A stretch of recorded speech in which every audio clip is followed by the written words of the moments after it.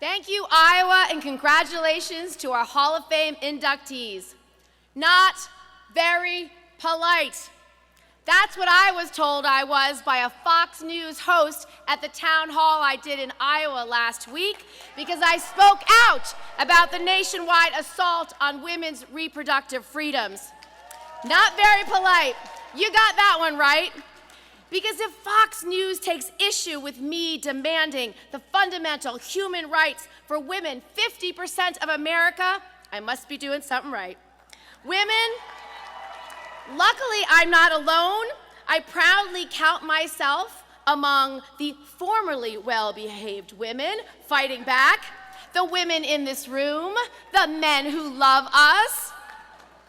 We are rising up and we are demanding our rights and our voices. Women are on fire in America today. We have marched, we have organized, we have run for office, and we have won because of women. We flipped the U.S. House of Representatives and sent more than 100 women to Congress.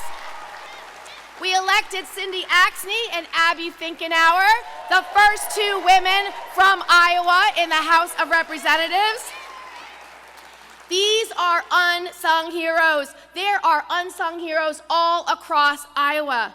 Whether it's the everyday acts of resilience or the big, bold moments of resistance, women are taking a stand. Now more than ever, our rights are under attack, whether it's Georgia or Iowa or Alabama or Missouri, in the White House, at the Supreme Court. Across this country, right-wing politicians and a whole lot of men are making decisions about our reproductive freedom. Now is not the time to be polite. Now is not the time for small steps. Now is the time to fight like hell. To the pundits who still say, can a woman really win? Yes, of course we can. President Trump's kryptonite is a strong woman who stands up for what she believes in. We know women leaders across the globe actually have faster growing economies, are more inclusive, tolerant, and collaborative. When women lead, we get things done. I've already taken on the powerful, the corrupt, and the seemingly impossible throughout my career. I took on a 2-1 Republican district and won, the second time by a 24-point margin. And in my last campaign for Senate, I won back 18 counties where President Trump had won. Whether I'm standing up to the Pentagon or Congress or Wall Street or corrupt members of Congress, I have taken on the fights that no one else will and won. I have voted against President Trump more than any other U.S. senator on this stage. I will go toe-to-toe with anyone to do what's right. I was the first presidential candidate to pledge that I will only nominate justices and judges who see Roe v. Wade as a precedent. I am also going to codify Roe, and I will repeal Hyde so that women of color and low-income women also get access to abortion services. In fact, I don't think there is room in our party for a Democratic candidate who does not support women's full reproductive freedom.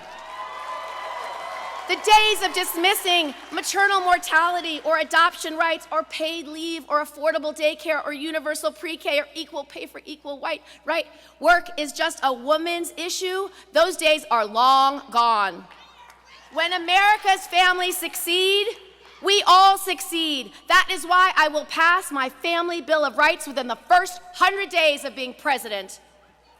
Just imagine what we could achieve with a working mother in the White House instead of a misogynist.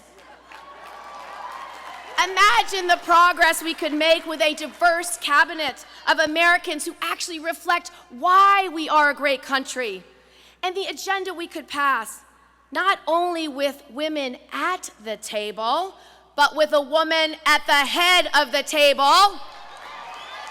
Now is not the time to settle for the status quo or to compromise or to be polite. Now is the time that we must be brave, because when hope rises, Fear loses and brave wins. God bless Iowa.